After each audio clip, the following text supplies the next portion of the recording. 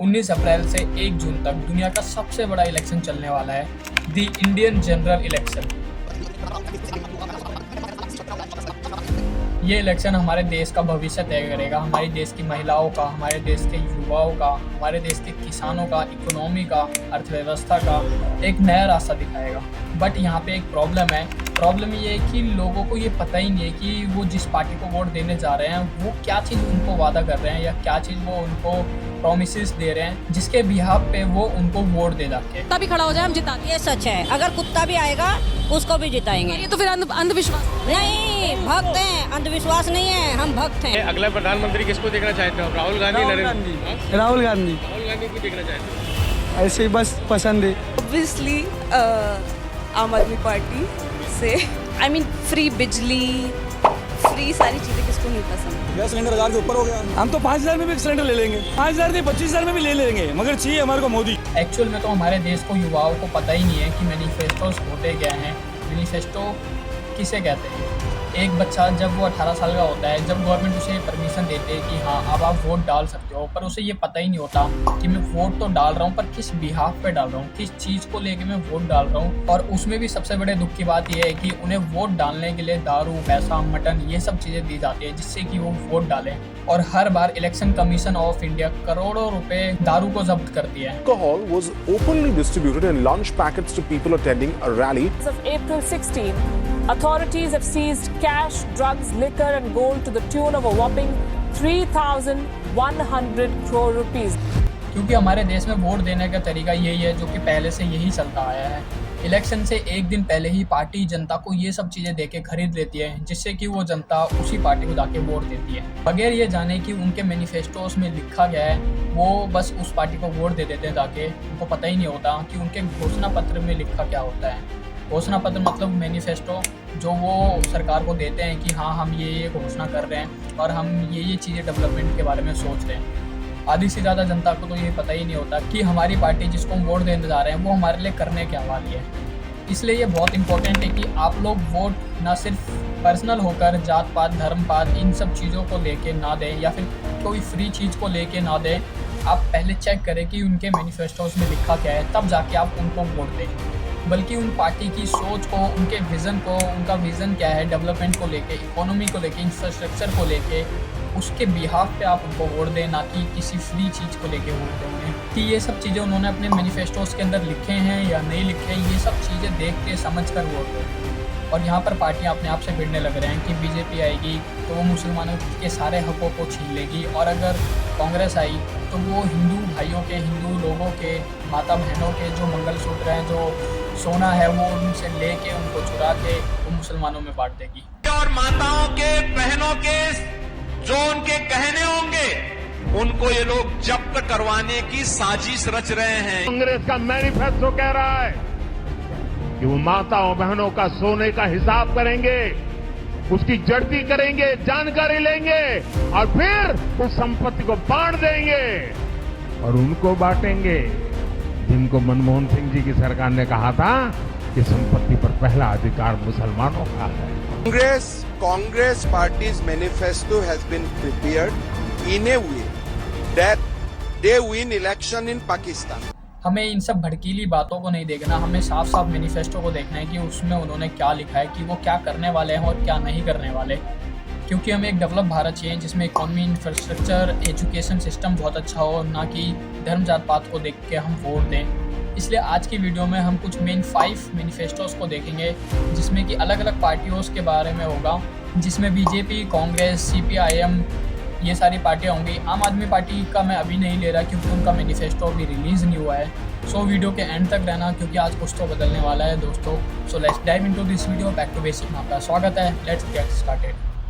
First category appeasement policy. जिसको नहीं पता उसको मैं बता दूं अपीजमेंट पॉलिसी के बारे में। हर एक पार्टी का अपनी आइडियोलॉजी के हिसाब से एक वोट बैंक होता है जिन्हें वो अपीज़ करने के लिए बहुत सारी पॉलिसीज़ लेके आते हैं।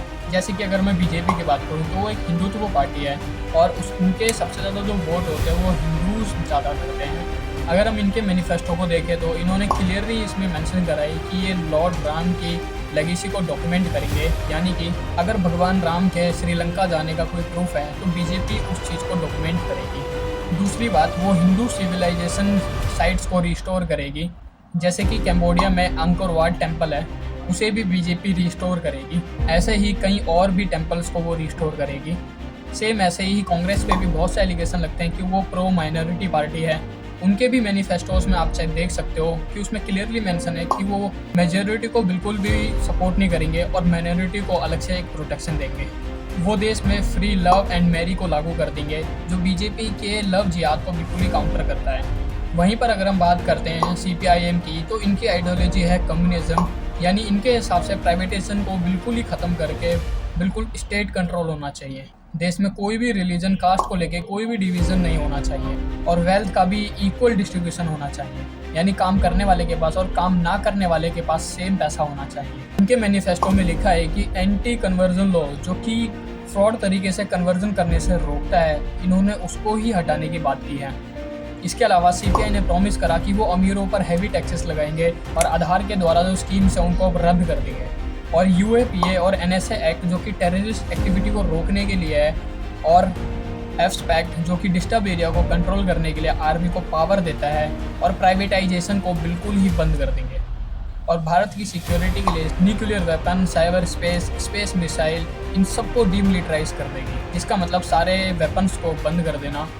इसमें सोचने की बात तो यह है कि जब सारे हथियारों को जब बंद नहीं कर दोगे तो फिर देश की रक्षा कैसे करोगे। खैर, ये CPI का मैनिफेस्टो है। वहीं पे अगर हम कांग्रेस का मैनिफेस्टो देखें तो उसमें डिफेमेशन, यानी कि कोई अगर किसी को गाली देता है या कोई गलत बात बोलता है तो उसे डीक्रिमिनलाइज कर देंगे, और जो बेल है उसको भी ईजी कर देंगे। वहीं पे अगर हम बात करें बीजेपी की, तो उनके जो पहले की पॉलिसीज़ थी उन्होंने उसी को आगे कंटिन्यू कराया, यानी कि zero tolerance of terrorist, tax savvy, border infrastructure, no major changes for this election. अब बात करते हैं सेकंड कैटेगरी, जो कि है इकोनॉमी। किसी भी देश का भविष्य उसकी इकोनॉमी पे टिका होता है।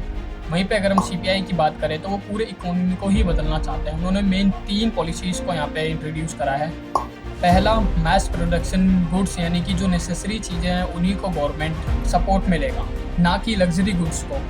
और दूसरा, बैंक्स को लाइसेंस देना बंद कर देगी, और जो फॉरेन बैंक्स हैं वो इंडियन बैंक्स को टेक ओवर नहीं कर पाएंगे। और तीसरा, अमीरों से वो लोन के लिए हाई इंटरेस्ट रेट को चार्ज करेंगे और जो गरीब हैं उनसे लो इंटरेस्ट रेट को चार्ज करेंगे। अब बहुत से लोग कहेंगे कि यार ऐसा कहाँ पे होता है, बट यही इन लोगों की आइडियोलॉजी है, यही इन लोगों की एक सोच है कि इक्वल वेल्थ सब में डिस्ट्रीब्यूट होनी चाहिए। वहीं पे अगर हम बीजेपी की बात करें तो उन्होंने क्लियरली मेंशन करा है कि वो इंडिया को 3rd लार्जेस्ट इकोनॉमी बना देंगे।